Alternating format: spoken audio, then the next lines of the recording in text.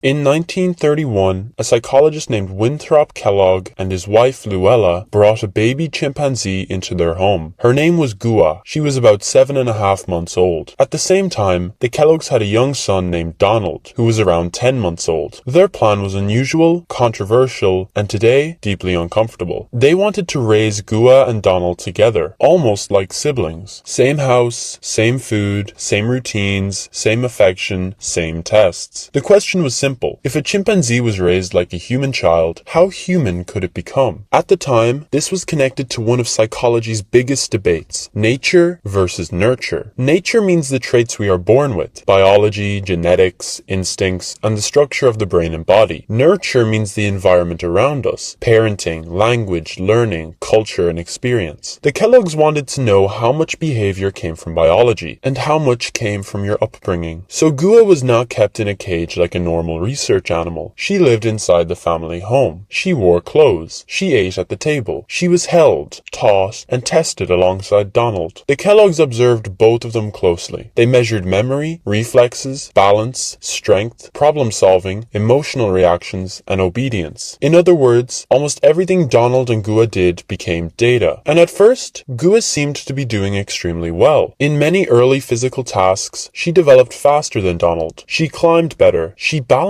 better. She reacted more quickly. She learned routines faster. She could respond to simple commands like come here, kiss, and no. She learned to drink from a glass. She used a spoon. She recognized people and daily patterns. To an outside visitor, Gua may have looked almost like a strange, hairy toddler. And that was exactly what made the experiment so fascinating. It seemed to suggest that environment had enormous power. Gua was learning behaviors that a wild chimpanzee would never normally learn. She was adapting to a human household. She was copying the people around her. But there was one major limit. Gua could not speak. This was not because she lacked intelligence. Chimpanzees are intelligent animals. They can solve problems, use tools, form relationships, and learn from observation. But spoken human language depends on very specific anatomy and brain development. Humans have vocal structures and neural systems that allow speech to develop in a way chimpanzees do not. Gua could understand some sounds. She could connect certain words with actions, but she could not produce human speech. And this mattered because language is one of the biggest differences between humans and other animals. Human language is not just copying sounds. It allows people to describe the past, imagine the future, ask questions, explain ideas, and build culture across generations. A child does not only learn words. A child learns that words can represent the world. So while Gua could imitate human behavior, she could not fully enter the human world of language. Then the experiment took an unexpected turn. The Kelloggs had been asking whether Gua could become more like Donald, but Donald began becoming more like Gua. He started copying her sounds. He used gestures instead of words. He imitated some of her movements and behaviors. This worried his parents. Donald's speech development appeared to be slower than expected, and the Kelloggs became concerned that the experiment might be affecting him. The study had been designed to test whether a chimp could be humanized, but now it seemed possible that the human child was being influenced in the opposite direction. This is one of the most important parts of the experiment. It showed that environment really does matter.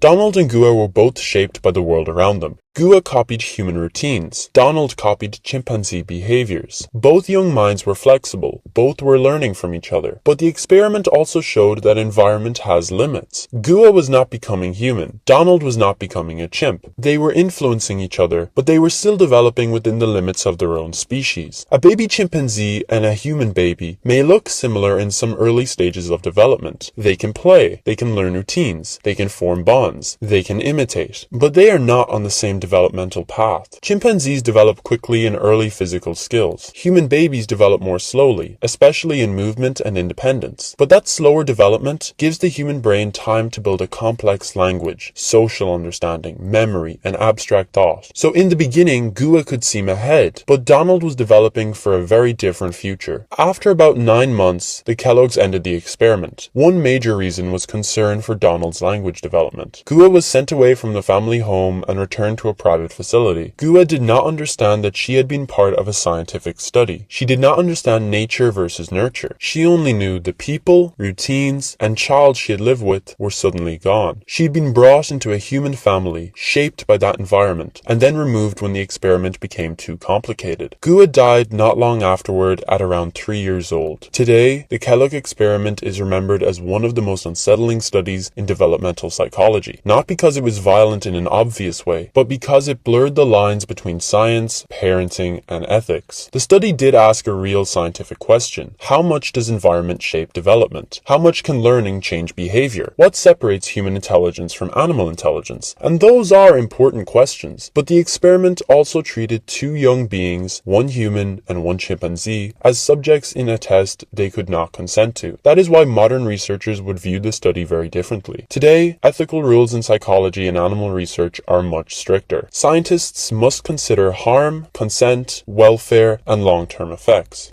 The Kellogg experiment reminds us why those rules matter. It also teaches a deeper lesson about intelligence. Gua did not fail because she could not become human. That was never a fair standard. She was not a failed human. She was a chimpanzee, intelligent, social, emotional, and capable in her own way. The problem was that humans often measure animal intelligence by asking how similar animals are to us. Can they talk like us, use tools like us, follow rules like us, act like us? But intelligence is not only one thing. Different species are adapted for different worlds. A chimpanzee does not need human speech to be intelligent. Its mind is built for chimpanzee life, social relationships, movement, memory, problem solving, and survival in its own environment. The Kellogg experiment showed that nurture is powerful. A home environment changed Gua's behavior. It also changed Donald's behavior. But biology was powerful too. There were limits that training and affection could not erase. In the end, the experiment did not prove that a chimp could become human. It proved something more complicated. Living things can be shaped by their environment, but they cannot simply be turned into something they are not. Gua and Donald met briefly in the middle. For 9 months, they shared a home, a routine, and a strange kind of childhood. But eventually, their paths separated. Donald was a human child, moving toward language and culture. Gua was a chimpanzee, pulled into a human world she had never chosen. This is what makes the story so haunting. The experiment began with a question, can a chimp become human? But the better question is, why did humans think becoming human was the goal? Gua was already extraordinary, not because she was almost human, but because she was exactly what she was.